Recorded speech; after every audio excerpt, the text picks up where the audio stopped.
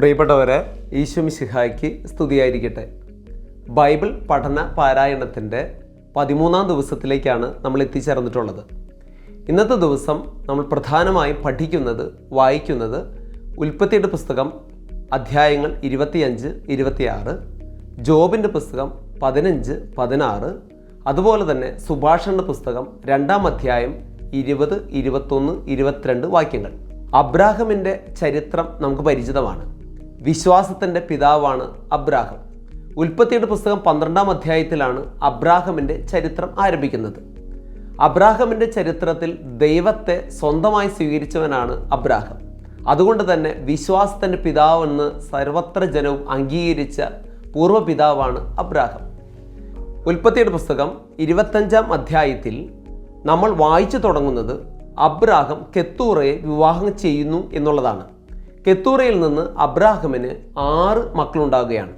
യോക്ഷാൻ, സിമ്രാൻ, മെദാൻ, മിദ്നാൻ, ഇഷ്ബാഖ്, ഷുവാഖ് എന്ന 6 മക്കളാണ് ജന്മമെടുക്കുന്നത്. ഈ 6 മക്കളുടെ ചരിത്രം പിന്നെയും മുന്നോട്ട് പോവുകയാണ്. ഇതിനു മുമ്പ് അബ്രാഹമിന് ഹാഗാറിൽ നിന്ന് ഒരു പുത്രൻ ജനിക്കുന്നുണ്ട്. അവൻ്റെ പേര് ഇസ്മായിൽ എന്നുള്ളതാണ്. മാത്രമല്ല, സാറായ്ക്ക് മക്കളുണ്ടായിരുന്നില്ല. പ്രാർത്ഥനയുടെ ഫലമെന്ന വണ്ണം 100-ാമത്തെ വയസ്സിലാണ് സാറായ്ക്ക് ഒരു പുത്രൻ ജനിക്കുന്നത്, ഇസ്ഹാക്ക്. ഉൽപ്പത്തിയുടെ പുസ്തകം 25-ാം അധ്യായം 5-ാം തിരുവചനം വളരെ പ്രധാനപ്പെട്ടതാണ്. അബ്രാഹം ഇസ്ഹാക്കിന് തനിക്കുണ്ടായിരുന്നതെല്ലാം നൽകി, എന്നാൽ തൻ്റെ ഉപനാരികളിൽ നിന്നുണ്ടായ മക്കൾക്കൊക്കെ ധാരാളം സമ്മാനങ്ങൾ നൽകി. മാത്രമല്ല, ഉപനാരികളിൽ നിന്നുണ്ടായ എല്ലാ മക്കളെയും കിഴക്കൻ പ്രദേശങ്ങളിലേക്ക് പറഞ്ഞയച്ചു. തനിക്കുണ്ടായിരുന്നതെല്ലാം നൽകിയത് ഇസ്ഹാക്കിനെയായിരുന്നു. അത് ദൈവത്തിൻ്റെ പദ്ധതിയായിരുന്നു. അബ്രാഹം മരണം പണയുന്നത് 175-ാം വയസ്സിലാണ്. അബ്രാഹമിൻ്റെ ശരീരം തൻ്റെ പ്രിയപ്പെട്ടവൾ മരിച്ച സാറായെ അടക്കം ചെയ്ത മാക്പെല എന്ന് പറയുന്ന ഒരു ഗുഹയിലാണ് അടക്കം ചെയ്തത്. ഈ മാക്പെല എന്ന് പറയുന്ന ഗുഹ അബ്രാഹം തന്നെ ഹിത്തിരിൽ നിന്ന് മേടിച്ച സ്ഥലത്തുള്ള ഒരു ഗുഹ തന്നെയാണ്. ചരിത്രം പിന്നെയും മുന്നോട്ട് പോകുമ്പോൾ ഇസ്മായിലിൻ്റെ ചരിത്രം കൂടി ഈ ഉൽപ്പത്തിയുടെ പുസ്തകം 25-ാം അധ്യായത്തിൽ സൂചിപ്പിക്കുന്നുണ്ട്.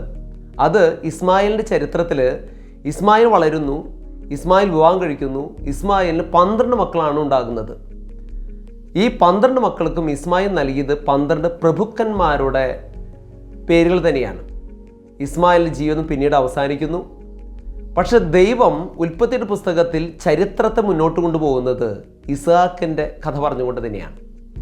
ഇസ്ഹാക്ക് റബാക്കയെ വിവാഹം കഴിക്കുന്നു. റബേക്ക എന്ന് പറയുന്നത് ബെത്തുവേലിൻ്റെ പുത്രിയും ലാബാൻ്റെ സഹോദരിയുമാണ്.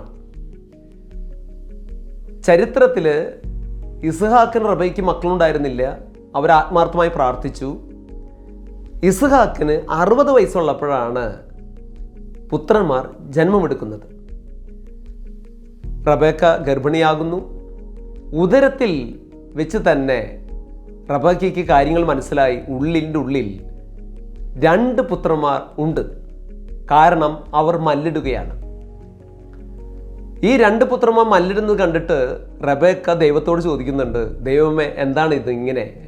അപ്പോൾ ദൈവം റബേക്കയോട് പറയുന്നുണ്ട്, ഇവർ 2 വംശമാണ്. ഇവർ 2 ജനതയായി പിരിയും. മാത്രമല്ല, മൂത്തവൻ ഇളയവന് ദാസ്യവൃത്തി ചെയ്യും. പ്രസവ സമയമായി റബേക്ക 2 കുഞ്ഞുങ്ങൾക്ക് ജന്മം നൽകുകയാണ്. ആദ്യം പുറത്തേക്ക് വന്നത് ഏസാവാണ്. അവൻ്റെ നിറം ചുമപ്പായിരുന്നത്രേ. രണ്ടാമത് പുറത്തു വന്നത് യാക്കോബാണ്. യാക്കോബ് ഏസാവിൻ്റെ കുതികാലി പിടിച്ചുകൊണ്ടാണ് പുറത്തേക്ക് വന്നതത്രേ. പിന്നീട് ഉൽപ്പത്തിയുടെ പുസ്തകം 25-ാം അധ്യായം പറയുന്നത് യാക്കോബിൻ്റെയും ഏസാവിൻ്റെയും ജീവിതചര്യ വിവരിച്ചുകൊണ്ടാണ്. ഇവിടെ ഏസാവ് ജീവിക്കുന്നത് കാട്ടിലാണെങ്കിൽ, കാടുമായി ബന്ധപ്പെട്ട പ്രദേശത്താണെങ്കിൽ, യാക്കോബ് ജീവിക്കുന്നത് കൂടാരത്തിലാണ്. ഏസാവ് നായാട്ട് ജോലിയാണ് ചെയ്യുന്നതെങ്കിൽ ഇവിടെ യാക്കോബ് ചെയ്യുന്നത് വീട്ടുജോലിയാണ്. മാത്രമല്ല, ഏസാവിനെ കുറിച്ച് പറയുന്നത് ഏസാവ് സമർത്ഥനാണെന്നാണ്. എന്നാൽ യാക്കോബ് ശാന്തശീലനായിരുന്നു. ഇതിൽ ഏറ്റവും വലിയ രസം എന്താണെന്ന് ചോദിച്ചു കഴിഞ്ഞാൽ, ഇസഹാക്കിന് ഏറ്റവും കൂടുതൽ ഇഷ്ടം ഏസാവിനോടായിരുന്നു. കാരണം ഏസാവ് നായാട്ട് നടത്തി ധാരാളം ഇറച്ചി ഇസഹാക്കിന് നൽകുമായിരുന്നു. പക്ഷേ റബേക്കയ്ക്ക് ഏറ്റവും കൂടുതൽ ഇഷ്ടം യാക്കോബിനോടായിരുന്നു. ജീവിതം പിന്നെയും മുന്നോട്ട് പോകുന്നു. ഒരു ദിവസം ക്ഷീണിച്ച് അവശനായി കടന്നു വന്ന ഏസാവ് കണ്ടത് യാക്കോബ് മനോഹരമായി പാചകം ചെയ്തുണ്ടാക്കിയ പായസമായിരുന്നു. ചുമന്ന പായസമായിരുന്നു.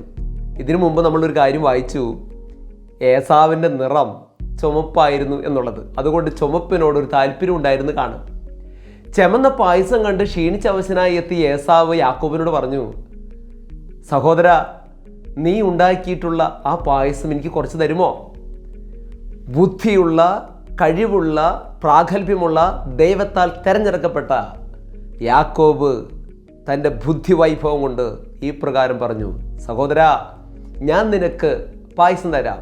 പക്ഷേ നീ എനിക്കൊരു കാര്യം ചെയ്തു തരണം. നീയാണ് മൂത്തവൻ. അതുകൊണ്ട് തന്നെ നിനക്ക് ലഭിച്ചിട്ടുള്ള കടിഞ്ഞൂൽ അവകാശം എനിക്ക് തരിക. വിശന്ന് പൊരിഞ്ഞ് നിൽക്കുന്ന ഏസാവ് കടിഞ്ഞൂൽ അവകാശത്തിൻ്റെ മഹത്വത്തെ, മാഹാത്മ്യത്തെ മറന്നുകൊണ്ട് പായസത്തിന് വേണ്ടി ആ കടിഞ്ഞൂൽ അവകാശം യാക്കോബിന് നൽകി താൽക്കാലിക ശമനത്തിന് വേണ്ടി ആ പായസം കഴിക്കുകയാണ്. ഉൽപ്പത്തിയുടെ പുസ്തകം 26-ാമത്തെ അധ്യായത്തിലേക്ക് നമ്മൾ എത്തിച്ചേരാം. അവിടെ ഇസ്ഹാക്കിൻ്റെ ചരിത്രം പിന്നെയും തുടരുകയായി. ഇസ്ഹാക്ക്, ഭാര്യ റബേക്ക, മക്കൾ, ജീവിതം മുന്നോട്ട് പോകുന്നു. അവിടെ ക്ഷാമം ഉണ്ടാകുകയാണ്. അബ്രാഹമിനുണ്ടായ അതേ ക്ഷാമം തന്നെ ഇസ്ഹാക്കിനുണ്ടാകുകയാണ്. ചരിത്രം മാറുന്നില്ല. ഇസ്ഹാക്ക് റബേക്കയും കൂട്ടി ഈജിപ്തിലേക്ക് പോകാൻ ഒരുങ്ങവേ ഹാരാൻ എന്ന് പറയുന്ന സ്ഥലത്തെത്തി കഴിഞ്ഞപ്പോൾ അവിടെ ഒരു രാജാവിനെ നമ്മൾ കാണുകയാണ്. അത് അബിമേലെക്ക് എന്ന് പറയുന്ന രാജാവാണ്. അബിമേലെക്ക് എന്ന് പറയുന്ന രാജാവിനെ കാണുന്നു. അതിനു മുമ്പേ തന്നെ ഈജിപ്തിലേക്ക് പോകുമ്പോൾ ദൈവം പ്രത്യക്ഷപ്പെട്ടുകൊണ്ട് ഇസ്ഹാക്കിനോട് പറയുന്നുണ്ട്, ഇസ്ഹാക്ക്, ഞാൻ അബ്രാഹത്തെ അനുഗ്രഹിച്ച ദൈവമാണ്. നീ ഒരിക്കലും ഈജിപ്തിലേക്ക് പോകേണ്ടതില്ല. നീ നാട്ടിൽ തന്നെ വസിക്കുക. നിന്നെ ഞാൻ അനുഗ്രഹിക്കും. ഇത്രമാത്രം ക്ഷാമം ഉണ്ടായിട്ട് പോലും ഇസ്ഹാക്ക് ഈജിപ്തിലേക്ക് പോയില്ല. ദൈവം പറഞ്ഞ വാക്ക് കേട്ടിട്ട് അവിടെ തന്നെ തങ്ങി. അവിടെ വെച്ച് അബിമേലെക്ക് എന്ന് പറയുന്ന രാജാവിനെ പരിചയപ്പെടുകയാണ്. അബിമേലെക്ക് എന്ന് പറയുന്ന രാജാവ് ഇവരെ കണ്ടു കഴിഞ്ഞപ്പോൾ ഇവിടെ തന്നെ വസിച്ചു കൊള്ളാൻ ആദ്യം പറഞ്ഞുവെങ്കിലും ഇസ്ഹാക്കിന് തോന്നി, എൻ്റെ പ്രിയപ്പെട്ടവൾ റബേക്കയെ കണ്ട് എന്തെങ്കിലും തെറ്റ് ചെയ്താലോ എന്ന് വിചാരിച്ച് റബേക്കയോട് പറഞ്ഞു, നീ ചെയ്യേണ്ട ഒരു കാര്യമുണ്ട്. ഈ നാട്ടിലുള്ളവരോട് ഒരു കാര്യം പറയണം. എന്താണെന്നറിയോ? നീ എൻ്റെ ഭാര്യയാണെന്ന് പറയരുത്, എൻ്റെ സഹോദരിയാണെന്ന് പറയണം. തൻ്റെ പ്രിയപ്പെട്ട ഭർത്താവിനെ അനുസരിച്ചുകൊണ്ട് തന്നെ റബേക്ക പറഞ്ഞു, ഞാൻ സഹോദരിയാണ്, ഇസ്ഹാക്കിൻ്റെ സഹോദരിയാണ്. ആ നാട്ടിലാകെ അങ്ങനെ പ്രചരിച്ചു. ദിവസങ്ങൾ കടന്നുപോയി. ഒരു ദിവസം ജനാലക്കരികിൽ നിന്ന് അബിമേലെക്ക് ഒരു കാഴ്ച കണ്ടു. ഇസ്ഹാക്ക് റബേക്കയെ ആലിംഗനം ചെയ്യുന്നു. അബിമേലെക്ക് കൂടി വന്നിട്ട് ഇസ്ഹാക്കിനോട് പറഞ്ഞു, ഇസ്ഹാക്ക്, നീ എന്താണ് ചെയ്തത്? ഇത് നിന്റെ ഭാര്യയല്ലേ? എന്തുകൊണ്ട് നീ കള്ളം പറഞ്ഞു? നീ എന്തുകൊണ്ട് സഹോദരിയാണെന്ന് പറഞ്ഞു? അപ്പോൾ ഇസ്ഹാക്ക് പറഞ്ഞു, രാജാവേ, ക്ഷമിക്കണം, ഞാൻ അങ്ങയോട് ഒരു കള്ളം പറയേണ്ടി വന്നു. കാരണം എൻ്റെ ഭാര്യ അഴുകുള്ളവളാണ്. എൻ്റെ സഹോദരിയെ ആണെന്ന് പറഞ്ഞാൽ അവൾ ഉപദ്രവിക്കാതിരുന്നാലോ എന്ന് വിചാരിച്ചുകൊണ്ട് തന്നെയാണ് ഞാൻ അങ്ങനൊരു കാര്യം പറഞ്ഞത് തന്നെ. ക്ഷമിക്കണം. അപ്പോൾ അബിമേലെക്ക് പറഞ്ഞു, ഞങ്ങൾ ഇവളുമായൊരു തെറ്റ് ചെയ്തിരുന്നെങ്കിലോ നിന്റെ ഭാര്യയായിരുന്നവളെ ഞങ്ങൾ ഇവളോടൊത്ത് ശയിക്കുകയോ തെറ്റ് ചെയ്യുകയോ ചെയ്താൽ ഉണ്ടാകുന്ന അനർത്ഥങ്ങളെക്കുറിച്ച് നിനക്കറിയാമല്ലോ. ഇവിടം വിട്ടു പോകുക. ഒരുപാട് അപമാന ഭാരത്തോടെ ഇസ്ഹാക്ക് റബേക്കയും നാട്ടിൽ തന്നെ ചേർന്നു. അവിടെ തന്നെ നിന്നു. ജീവിതം മുന്നോട്ട് പോകുമ്പോൾ ഉൽപ്പത്തിയുടെ പുസ്തകം 26-ാമത്തെ അധ്യായം 6-ാം തിരുവചനത്തിൽ ആ സ്വന്തം നാട്ടിൽ തന്നെ നിൽക്കണമെന്ന് ദൈവം പറഞ്ഞതുപോലെ അനുസരിച്ചപ്പോൾ 26-ാം അധ്യായം 12-ാം തിരുവചനത്തിൽ വരുമ്പോൾ ഈ പ്രകാരം നമ്മൾ വായിക്കുന്നു, ദൈവം പറഞ്ഞ വാക്കുകേട്ട് സ്വന്തം നാട്ടിൽ തന്നെ താമസിച്ച ഇസ്ഹാക്കിൻ്റെ ജീവിതത്തെക്കുറിച്ച് പറയുന്നത് എങ്ങനെയാണെന്നറിയോ? ഇസ്ഹാക്കിൻ്റെ ജീവിതത്തിൽ അഭിവൃദ്ധിയുണ്ടായി, കൃഷിയിൽ അഭിവൃദ്ധിയുണ്ടായി, ധാന്യം നൽകി, സമൃദ്ധിയുണ്ടായി.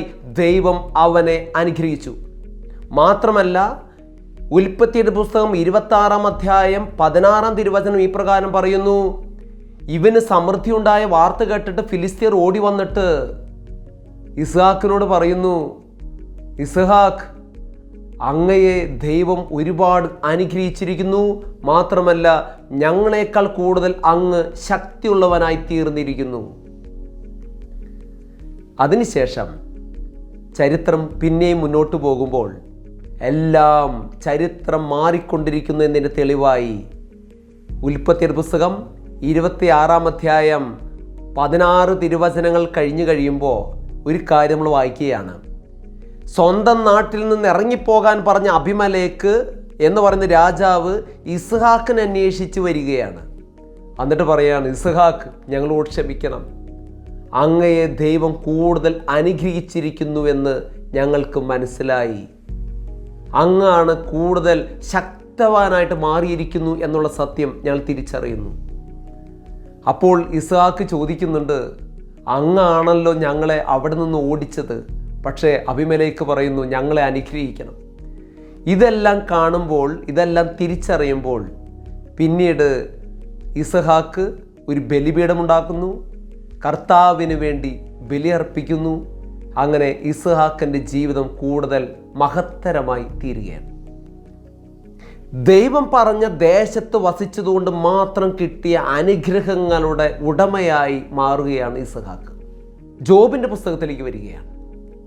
ജോബിനെ ദൈവം ഒരുപാട് അനുഗ്രഹിച്ചു. ഭാര്യമാരെ നൽകി, ഉപനാരികളെ നൽകി, ആടുകളെയും മാടുകളെയും നൽകി, ഒരുപാട് കൃപകൾ നൽകി അനുഗ്രഹിച്ചു. പക്ഷേ സാത്താൻ പരീക്ഷിച്ചു. ഒരുപാട് ദുരിതമുണ്ടായി, ജീവിതം ദുരിതത്തിലായി. അവസാന കുഷ്ഠരോഗത്താൽ മണലിൽ കിടന്ന് ജീവിക്കേണ്ട ഗതികേട് വന്നു കഴിഞ്ഞപ്പോൾ അവനെ ആശ്വസിപ്പിക്കാൻ വേണ്ടി 3 സുഹൃത്തുക്കൾ വരികയാണ്: എലീഫാസ്, ബിൽദാദ്, സോഫാർ.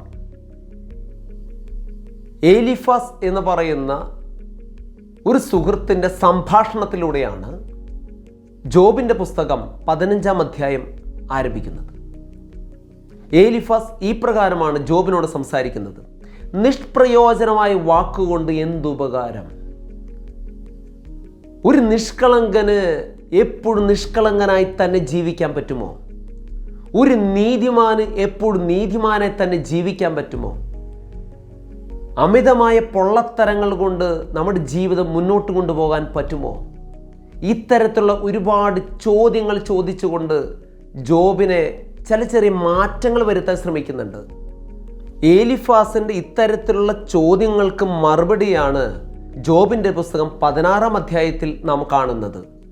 ജോബ് ഇപ്രകാരമാണ് മറുപടി പറയുന്നത്: ദൈവം എന്നെ തളർത്തിയിരിക്കുന്നു, ദൈവം എന്നെ കൈവിട്ടോ? അതിനുശേഷം ജോബിൻ്റെ ഒരു മറുപടിയുണ്ട്, അത് വളരെ പ്രധാനമാണ്: എൻ്റെ കണ്ണുകൾ ദൈവസന്നിധിയിൽ നിന്ന് കണ്ണീരൊഴുക്കുന്നു.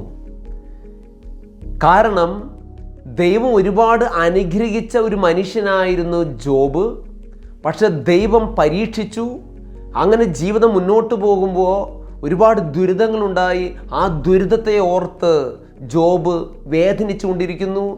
ആ വേദനയ്ക്കിടയിൽ 3 സുഹൃത്തുക്കൾ വന്ന് ജോബിനെ ഉപദേശിക്കുമ്പോൾ ഇതിൽ ഒരു കാര്യം തിരിച്ചറിയുകയാണ്: കർത്താവിനാൽ അനുഗ്രഹിക്കപ്പെട്ട ജോബ് ദൈവത്തെ മറന്നു പോകുമോ, ദൈവത്തെ ഉപേക്ഷിക്കുമോ എന്നൊരു ആശങ്ക വിശ്വാസിൽ ഉണ്ടാക്കുന്ന ഒരു വചനമാണ് 15-ാം അധ്യായത്തിലും 16-ാം തിരുവചനത്തിലും ഉള്ളത്.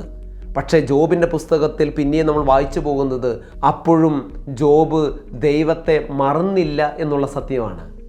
പിന്നീട് നമ്മൾ വായിക്കുന്നത് സുഭാഷിതങ്ങളുടെ പുസ്തകം 2-ാം അധ്യായം 20-ാം തിരുവചനവും 21-ാം തിരുവചനവും 22-ാം തിരുവചനവുമാണ്. അവിടെ ഈ പ്രകാരമാണ് നമ്മൾ വായിക്കുന്നത്: സത്യസന്ധർ ദൈവത്തിൻ്റെ ദേശത്ത് നിലകൊള്ളുന്നു, വാഞ്ചകർ ഇല്ലാതെയാകുന്നു. ധർമ്മിഷ്ഠർ ദൈവത്തിൻ്റെ ദേശത്ത് നിലനിൽക്കുന്നു, എന്നാൽ ദുഷ്ടർ ദൈവത്തിൻ്റെ ദേശത്ത് നിന്ന് വിച്ഛേദിക്കപ്പെടുന്നു. ദൈവത്തിൻ്റെ ദേശമാണ് പ്രധാനം. പ്രിയപ്പെട്ടവരെ, ബൈബിൾ പാരായണത്തിൻ്റെ 13-ാം ദിവസം നമ്മൾ വായിച്ച് കേട്ട അല്ലെങ്കിൽ വായിച്ച് മനസ്സിലാക്കിയത് ഉൽപ്പത്തിയുടെ പുസ്തകവും ജോബിൻ്റെ പുസ്തകവും സുഭാഷണ പുസ്തകവുമാണ്. ഈ 3 ഭാഗങ്ങൾ ചേർത്ത് വെച്ച് ഒരു കാര്യം നമുക്ക് പറയാനായിട്ട് സാധിക്കും.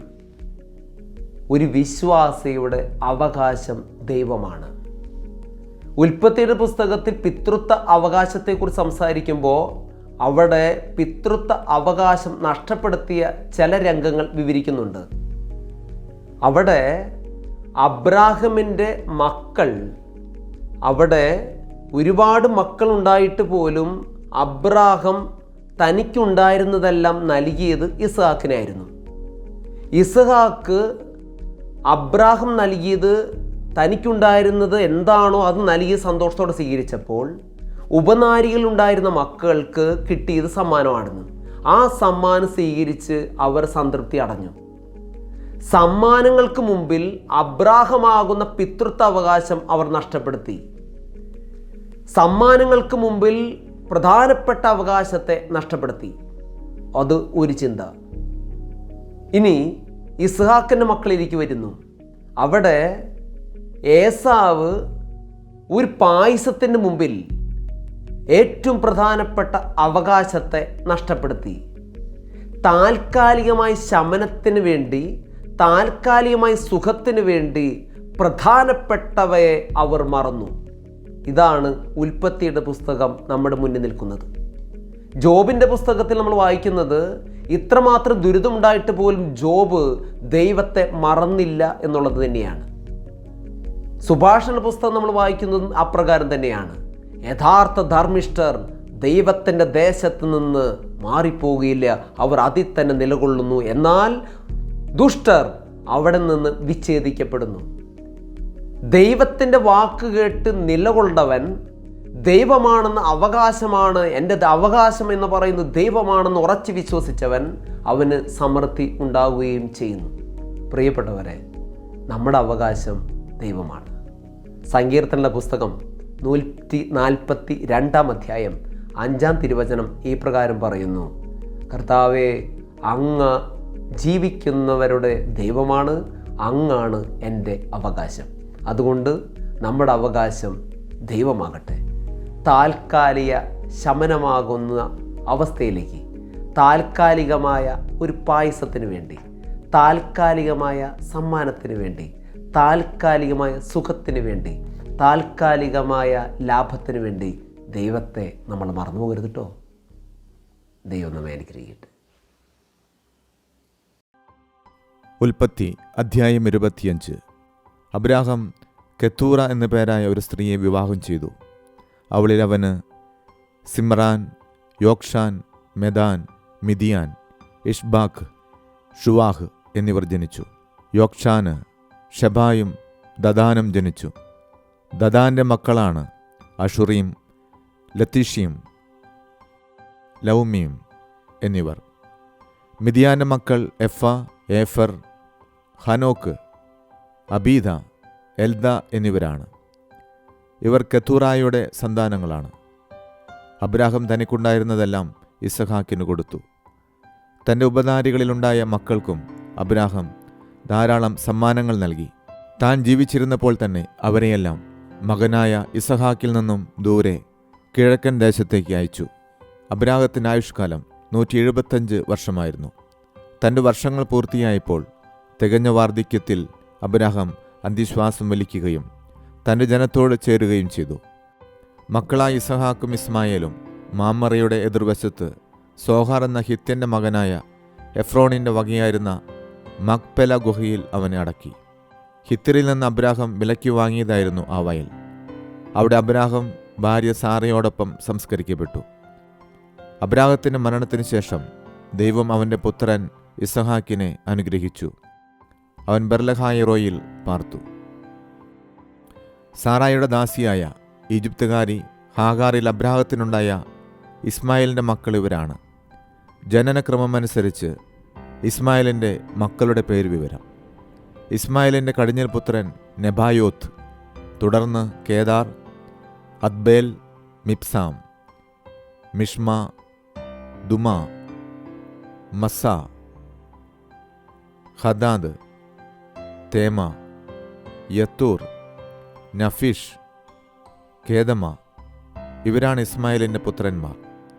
ഗ്രാമങ്ങളും ആസ്ഥാനങ്ങളും അനുസരിച്ച് അവരുടെ വംശത്തിലെ 12 പ്രഭുക്കന്മാരുടെ പേരുകളാണിവ.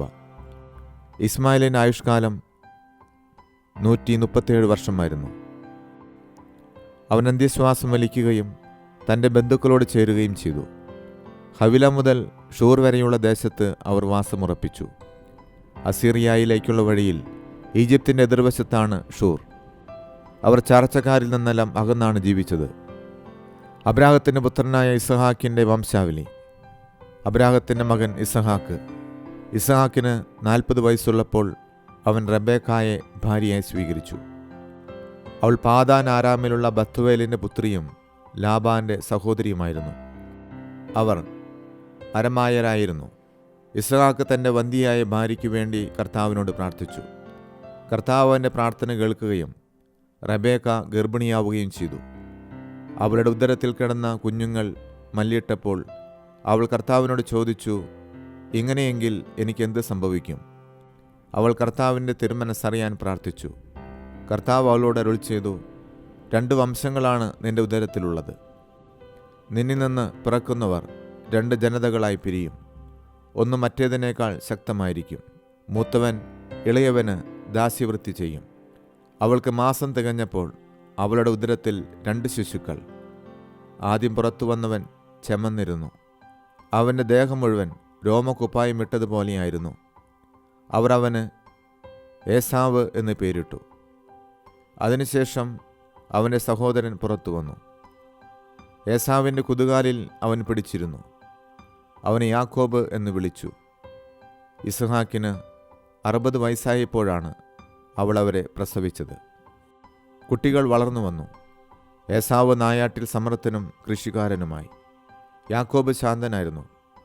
അവൻ കൂടാരങ്ങളിൽ പാർത്തു. വേട്ടയാടി കൊണ്ടുവന്നിരുന്ന മാംസം തിന്നാൻ കിട്ടിയിരുന്നതിനാൽ ഇസ്ഹാക്ക് ഏസാവിനെ വളരെയധികം സ്നേഹിച്ചിരുന്നു.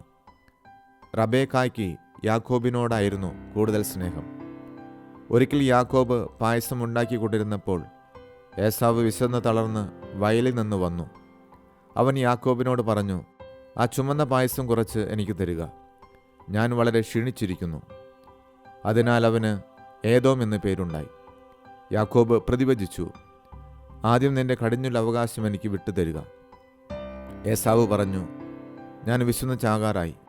കടിഞ്ഞൂല അവകാശം കൊണ്ട് എനിക്കിനി എന്ത് പ്രയോജനം? യാക്കോബ് പറഞ്ഞു, ആദ്യം എന്നോട് ശപഥം ചെയ്യുക. ഏസാവ് ശപഥം ചെയ്തു. അവൻ തൻ്റെ കടിഞ്ഞൂൽ അവകാശം യാക്കോബിന് വിട്ടുകൊടുത്തു. യാക്കോബ് അവന് അപ്പവും പയറുപായസവും കൊടുത്തു. തീറ്റിയും കുടിയും കഴിഞ്ഞ് അവൻ എഴുന്നേറ്റ് പോയി. അങ്ങനെ ഏസാവ് തൻ്റെ കടിഞ്ഞൂൽ അവകാശം നിസ്സാരമായി കരുതി. അധ്യായം 26. അബ്രാഹത്തിന് കാലത്തുണ്ടായതിനു പുറമെ മറ്റൊരു ക്ഷാമം കൂടി ആ നാട്ടിലുണ്ടായി. ഇസഹാക്ക് ഗരാറിൽ ഫിലിസ്ത്യരുടെ രാജാവായ അബിമേലെക്കിൻ്റെ അടുത്തേക്ക് പോയി. കർത്താവ് പ്രത്യക്ഷപ്പെട്ട് അവനോട് പറഞ്ഞു, ഈജിപ്തിലേക്ക് പോകരുത്. ഞാൻ പറയുന്ന നാട്ടിൽ പാർക്കുക. ഈ നാട്ടിൽ തന്നെ കഴിഞ്ഞുകൂടുക. ഞാൻ നിന്റെ കൂടെ ഉണ്ടായിരിക്കും. നിന്നെ ഞാൻ അനുഗ്രഹിക്കുകയും ചെയ്യും. നിനക്കും നിന്റെ പിൻതലമുറക്കാർക്കും ഈ പ്രദേശമെല്ലാം ഞാൻ തരും. നിന്റെ പിതാവായ അബ്രാഹത്തോട് ചെയ്ത വാഗ്ദാനം ഞാൻ നിറവേറ്റും. ആകാശത്തിലെ നക്ഷത്രങ്ങൾ പോലെ നിന്റെ സന്തതികളെ ഞാൻ വർദ്ധിപ്പിക്കും. ഈ ദേശമെല്ലാം അവർക്ക് ഞാൻ നൽകും. നിന്റെ സന്തതികളിലൂടെ ഭൂമിയിലെ ജനതകളെല്ലാം അനുഗ്രഹിക്കപ്പെടും. കാരണം അബ്രാഹം എൻ്റെ സ്വരം കേൾക്കുകയും എൻ്റെ നിർദ്ദേശങ്ങളും കൽപ്പനകളും പ്രമാണങ്ങളും നിയമങ്ങളും പാലിക്കുകയും ചെയ്തു. ഇസഹാക്ക് ഗരാറിൽ തന്നെ താമസിച്ചു. അന്നാട്ടുകാർ അവൻ്റെ ഭാര്യയെക്കുറിച്ച് ചോദിച്ചപ്പോൾ അവൾ എൻ്റെ സഹോദരിയാണ് എന്ന് അവൻ പറഞ്ഞു. അവൾ ഭാര്യയാണെന്ന് പറയാൻ അവന് പേടിയായിരുന്നു. കാരണം അവൾ അഴുകുള്ളവളായിരുന്നതുകൊണ്ട് റബേക്കായ്ക്ക് വേണ്ടി നാട്ടുകാർ തന്നെ കൊല്ലുമെന്ന് അവൻ വിചാരിച്ചു. അവനവിടെ പാർപ്പ് തുടങ്ങി. ഏറെ നാളുകൾക്ക് ശേഷം അബിമേലെക്ക് ജനാലയിലൂടെ നോക്കിയപ്പോൾ ഇസഹാക്ക് ഭാര്യ റബേക്കായെ ആലിംഗനം ചെയ്യുന്നത് കണ്ടു. അബിമേലെക്ക് ഇസഹാക്കിനെ വിളിച്ചു ചോദിച്ചു, അവൾ നിന്റെ ഭാര്യയാണല്ലോ, പിന്നെ എന്താണ് സഹോദരിയാണ് എന്ന് പറഞ്ഞത്? അവൻ മറുപടി പറഞ്ഞു, അവൾ മൂലം മരിക്കേണ്ടി വന്നെങ്കിലോ എന്നോർത്താണ് ഞാൻ അങ്ങനെ പറഞ്ഞത്. അബിമേലെക്ക് ചോദിച്ചു, നീ എന്തിനാണ് ഞങ്ങളോടിത് ചെയ്തത്? ജനങ്ങളിൽ ആരെങ്കിലും നിന്റെ ഭാര്യയോടൊത്ത് ശയിക്കുകയും വലിയൊരു അപരാധം നീ ഞങ്ങളുടെ മേൽ വരുത്തിവെക്കുകയും ചെയ്യുമായിരുന്നല്ലോ. അതുകൊണ്ട് അബിമേലെക്ക് ജനങ്ങൾക്കെല്ലാം താക്കീത് നൽകി, ഈ മനുഷ്യനെയോ അവൻ്റെ ഭാര്യയെയോ ആരെങ്കിലും തൊട്ടുപോയാൽ അവൻ വധിക്കപ്പെടും. ഇസ്ഹാക്ക് ആ നാട്ടിൽ കൃഷിയിറക്കുകയും ആ കൊല്ലം തന്നെ 100 മേനി വിളവെടുക്കുകയും ചെയ്തു. കർത്താവ് അവനെ അനുഗ്രഹിച്ചു. അവൻ അഭിവൃദ്ധിപ്പെട്ടുകൊണ്ടേയിരുന്നു. ക്രമേണ അവൻ വലിയ സമ്പന്നനാവുകയും ചെയ്തു. അവന് ധാരാളം ആടുമാടുകളും പരിചാരകരും ഉണ്ടായിരുന്നു. അതുകൊണ്ട് ഫിലിസ്ത്യർക്ക് അവനോട് അസൂയ തോന്നി. അവൻ്റെ പിതാവായ അബ്രാഹത്തിൻ്റെ വേലക്കാർ കുഴിച്ച കിണറുകളെല്ലാം ഫിലിസ്ത്യർ മണ്ണിട്ട് മൂടി. അബിമേലെക്ക് ഇസ്ഹാക്കിനോട് പറഞ്ഞു, ഞങ്ങളെ വിട്ടു പോവുക, നീ ഞങ്ങളെക്കാൾ കൂടുതൽ ശക്തനായിരിക്കുന്നു. ഇസ്ഹാക്ക് അവിടെ നിന്ന് പുറപ്പെട്ട് ഗെരാറിൻ്റെ താഴ്വരയിൽ കൂടാരമടിച്ചു. തൻ്റെ പിതാവായ അബ്രാഹത്തിൻ്റെ കാലത്ത് കുഴിച്ചതും അവൻ്റെ മരണശേഷം ഫിലിസ്ത്യർ നികത്തി കളഞ്ഞതുമായ കിണറുകളെല്ലാം ഇസ്ഹാക്ക് വീണ്ടും കുഴിച്ചു. തൻ്റെ പിതാവ് കൊടുത്ത പേരുകൾ തന്നെ അവയ്ക്ക് നൽകുകയും ചെയ്തു. താഴ്വരയിൽ കിണർ കുഴിച്ചുകൊണ്ടിരിക്കെ ഇസ്ഹാക്കിൻ്റെ വേലക്കാർ ഒരു നീരുറവ കണ്ടെത്തി. ഗരാറിലെ ഇടയന്മാർ ഇത് ഞങ്ങളുടെ ഉറവയാണ് എന്ന് പറഞ്ഞ് ഇസ്ഹാക്കിൻ്റെ ഇടയന്മാരുമായി വഴക്കുണ്ടാക്കി. അവർ തന്നോട് വഴക്കിന് വന്നതുകൊണ്ട് അവൻ ആ കിണറിന് ഏസക് എന്ന് പേരിട്ടു. അവർ വീണ്ടും ഒരു കിണർ കുഴിച്ചു. അതിനെ ചൊല്ലിയും വഴക്കുണ്ടായി. അതുകൊണ്ട് അതിന് അവൻ സിത്ന എന്ന് വിളിച്ചു. അവിടെ നിന്ന് മാറി അകലെ അവർ വേറൊരു കിണർ കുഴിച്ചു. അതിൻ്റെ പേരിൽ വഴക്കുണ്ടായില്ല. അവൻ അതിന് റഹോബോത്ത് എന്ന് പേരിട്ടു.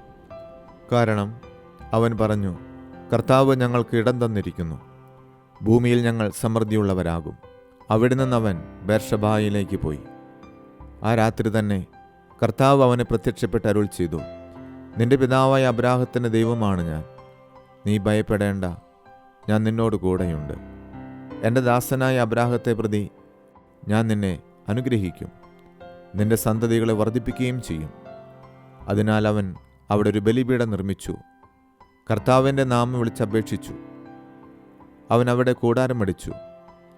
ഇസ്ഹാക്കിൻ്റെ ഭൃത്യന്മാർ അവിടെ ഒരു കിണർ കുഴിച്ചു. ഗെരാറിൽ നിന്ന് അബിമേലെക്ക് തൻ്റെ ആലോചനക്കാരനായ അഗസത്തും സേനാധിപനായ ഫിക്കോളും ഒരുമിച്ച് ഇസ്ഹാക്കിനെ കാണാൻ ചെന്നു. അവൻ അവരോട് ചോദിച്ചു, എന്നെ വെറുക്കുകയും നിങ്ങളുടെ നാട്ടിൽ നിന്ന് പുറത്താക്കുകയും ചെയ്ത നിങ്ങൾ എന്തിന് എൻ്റെ അടുക്കലേക്ക് വന്നു? അവർ പറഞ്ഞു, കർത്താവ് നിന്നോട് കൂടെയുണ്ടെന്ന് ഞങ്ങൾക്ക് വ്യക്തമായിരിക്കുന്നു. അതുകൊണ്ട് നാം തമ്മിൽ സത്യം ചെയ്ത് ഒരു ഉടമ്പടി ഉണ്ടാക്കുക നല്ലതെന്ന് ഞങ്ങൾക്ക് തോന്നി. ഞങ്ങൾ നിന്നെ ഉപദ്രവിക്കാതിരിക്കുകയും നിനക്ക് നന്മ മാത്രം ചെയ്യുകയും സമാധാനത്തിൽ നിന്നെ പറഞ്ഞയക്കുകയും ചെയ്തതുപോലെ നീയും ഞങ്ങളെ ഉപദ്രവിക്കാതിരിക്കണം.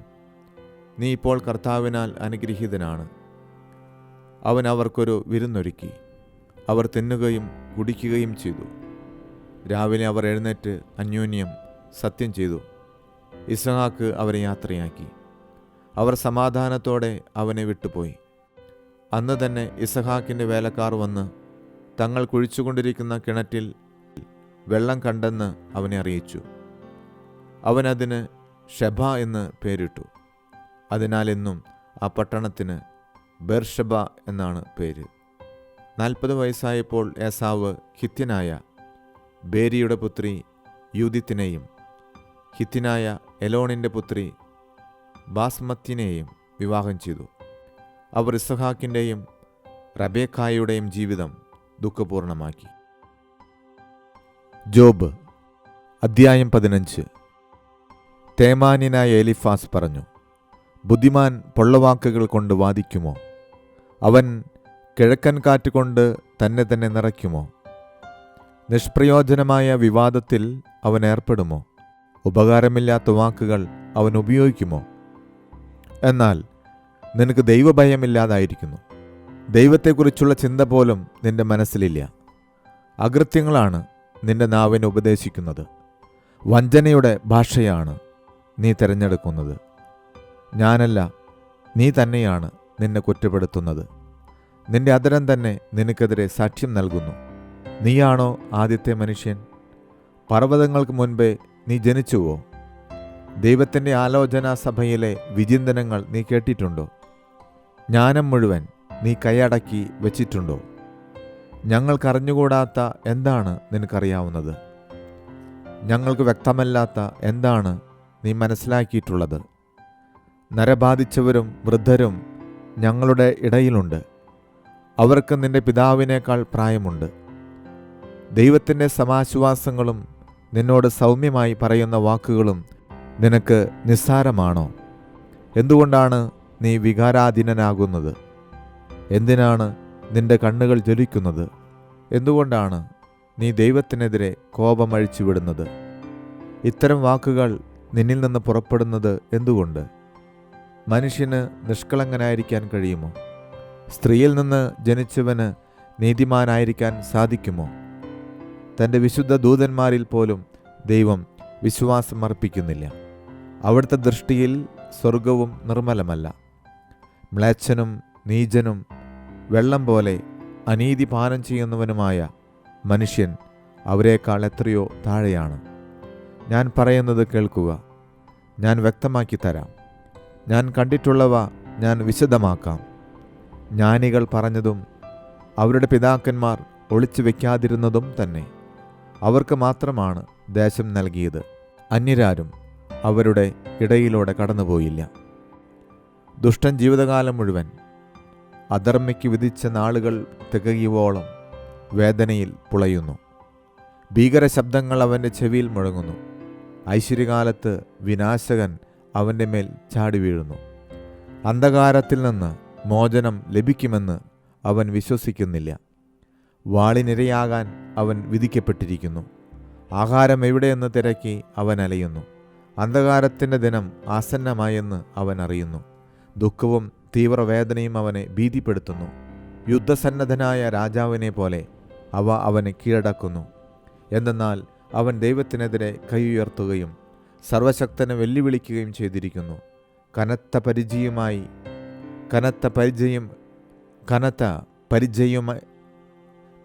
പരിചയുമേന്തി ധിക്കാരപൂർവം അവിടുത്തെ നേരെ പാഞ്ഞു ചെല്ലുന്നു. അവൻ മുഖവും അരയും മേധസ്സുകൊണ്ട് മൂടിയിരിക്കുന്നു. വിജനമാക്കപ്പെട്ട നഗരങ്ങളിലും ആളൊഴിഞ്ഞ പാർപ്പിടങ്ങളിലും അവൻ വസിച്ചിട്ടുണ്ട്. നാശത്തിന് ഒഴിഞ്ഞിട്ടിരുന്നവയാണ് അവ. അവൻ സമ്പന്നനാവുകയില്ല. അവൻ്റെ ധനം നിലനിൽക്കുകയുമില്ല. അവൻ ഭൂമിയിൽ വേരുപിടിക്കുകയില്ല. അവന് അന്ധകാരത്തിൽ നിന്ന് മോചനമില്ല. അഗ്നിജ്വാലകൾ അവൻ്റെ ശാഖകളെ ഉണക്കിക്കളയും. അവൻ്റെ പുഷ്പങ്ങൾ കാറ്റിൽ പറത്തിക്കളയും. തന്നെ വഞ്ചിച്ച് അവൻ ശൂന്യതയിൽ ആശ്രയിക്കരുത്. ശൂന്യതയിലായിരിക്കും അവൻ്റെ പ്രതിഫലം.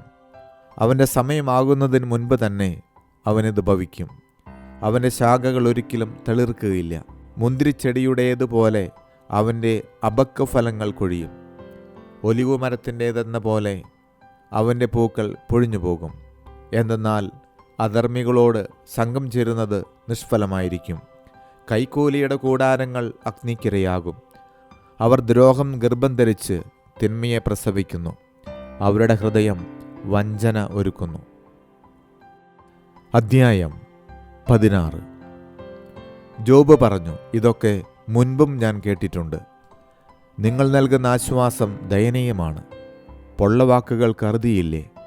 അല്ലെങ്കിൽ ഇങ്ങനെ പറയാൻ നിന്നെ പ്രേരിപ്പിക്കുന്നതെന്ത്? നീ എൻ്റെ സ്ഥാനത്തായിരുന്നെങ്കിൽ നിന്നെപ്പോലെ സംസാരിക്കാൻ എനിക്കും കഴിയുമായിരുന്നു.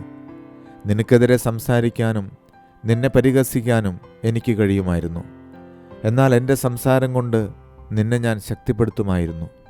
സ്വാന്തന വാക്കുകൾ കൊണ്ട് നിന്റെ വേദന ലഘൂകരിക്കുമായിരുന്നു. ഞാൻ സംസാരിച്ചതുകൊണ്ട് എൻ്റെ വേദന ശമിക്കുന്നില്ല. മിണ്ടാതിരുന്നാലും അതെന്നെ വിട്ടുമാറുന്നില്ല. ദൈവം ഇപ്പോൾ എന്നെ തളർത്തിയിരിക്കുകയാണ്. എൻ്റെ സ്നേഹിതന്മാരെയും അവിടുന്ന് അകറ്റി കളഞ്ഞിരിക്കുന്നു. അവിടുന്ന് എന്നെ എല്ലും തോലുമാക്കിയിരിക്കുന്നു. അതെൻ്റെ മുഖത്ത് നോക്കി എനിക്കെതിരെ സാക്ഷ്യം നൽകുന്നു. അവിടുന്ന് എന്നെ വെറുക്കുകയും തൻ്റെ ക്രോധത്തിൽ എന്നെ ചീന്തിക്കളയുകയും ചെയ്തു. അവിടുന്ന് എൻ്റെ നേരെ പല്ലിറുമി. ശത്രു എന്നെ തീക്ഷ്ണമായി നോക്കുന്നു. മനുഷ്യർ എൻ്റെ നേരെ വായ് പിളർന്നു. അവർ ഗർവോടെ എൻ്റെ മുഖത്തടിച്ചു. എനിക്കെതിരെ അവർ സംഘം ചേർന്നു. അധർമ്മികൾക്ക് അവിടുന്ന് എന്നെ വിട്ടുകൊടുക്കുന്നു. ക്രൂരന്മാരുടെ കൈകളിൽ എന്നെ ഏൽപ്പിച്ചു കൊടുക്കുന്നു. ഞാൻ സ്വസ്ഥമായി വസിച്ചിരുന്നു. അവിടുന്ന് എന്നെ തകർത്തു. അവിടുന്ന് എൻ്റെ കഴുത്തിന് പിടിച്ച് നിലത്തടിച്ചു ചിതറിച്ചു. അവിടുന്ന് എൻ്റെ നേരെ ഉന്നം വെച്ചിരിക്കുന്നു. അവിടുത്തെ വില്ലാളികൾ എന്നെ വലയം ചെയ്തിരിക്കുന്നു. അവിടുന്ന് എൻ്റെ ആന്തരാവയവങ്ങളെ കരുണയില്ലാതെ പിളർക്കുന്നു. അവിടുന്ന് എൻ്റെ പിത്തനീര് ഒഴുക്കിക്കളയുന്നു. അവിടുന്ന് എന്നെ ആവർത്തിച്ച് മർദ്ദിച്ച് തകർക്കുന്നു. പടയാളിയെപ്പോലെ അവിടുന്ന് എൻ്റെ മേൽ ചാടി വീഴുന്നു. ശരീരത്തിന് ഞാൻ ചാക്കുവസ്ത്രം തുന്നിയിരിക്കുന്നു. എൻ്റെ നെറ്റി പൊടിയിൽ ആണ്ടിരിക്കുന്നു. കരഞ്ഞ് കരഞ്ഞ് എൻ്റെ മുഖം ചെമന്നു. എൻ്റെ കൺപോളകളിൽ അന്ധകാരം കുടിയിരിക്കുന്നു. എൻ്റെ കൈകൾ അക്രമം പ്രവർത്തിച്ചിട്ടില്ല. എൻ്റെ പ്രാർത്ഥന നിർമ്മലമാണ്. ഭൂമി എൻ്റെ രക്തം മറച്ചു കളയാതിരിക്കട്ടെ. എൻ്റെ വിലാപം അവസാനിക്കാതിരിക്കട്ടെ. ഇപ്പോഴും എൻ്റെ സാക്ഷി സ്വർഗത്തിലും എൻ്റെ ജാമ്യക്കാരൻ ഉന്നതത്തിലും ഇരിക്കുന്നു. സ്നേഹിതന്മാർ എന്നെ പരിഹസിക്കുന്നു. എൻ്റെ കണ്ണുകൾ ദൈവസന്നിധിയിൽ കണ്ണീരൊഴുക്കുന്നു. ഒരുവൻ അയൽക്കാരൻ്റെ മുൻപിൽ വാദിക്കുന്നത് പോലെ അതെനിക്കു വേണ്ടി ദൈവത്തിൻ്റെ മുമ്പിൽ ന്യായവാദം നടത്തട്ടെ. ഏതാനും വർഷങ്ങൾ കഴിയുമ്പോൾ തിരിച്ചു വരാൻ കഴിയാത്ത പാതയിലൂടെ ഞാൻ കടന്നുപോകും. സുഭാഷിതങ്ങൾ അധ്യായം 2 20 മുതൽ 22 വരെയുള്ള തിരുവചനങ്ങൾ. അതിനാൽ നീ സജ്ജനങ്ങളുടെ വഴിയിൽ സഞ്ചരിക്കുക. നീതിമാന്മാരുടെ മാർഗത്തിൽ നിന്ന് വ്യതിചലിക്കരുത്. സത്യസന്ധർ ദേശത്ത് വസിക്കുകയും ധർമ്മിഷ്ഠർ അവിടെ നിലനിൽക്കുകയും ചെയ്യും. ദുഷ്ടരാകട്ടെ ദേശത്തു നിന്ന് വിച്ഛേദിക്കപ്പെടും. വഞ്ചകർ പിഴുതെറിയപ്പെടും.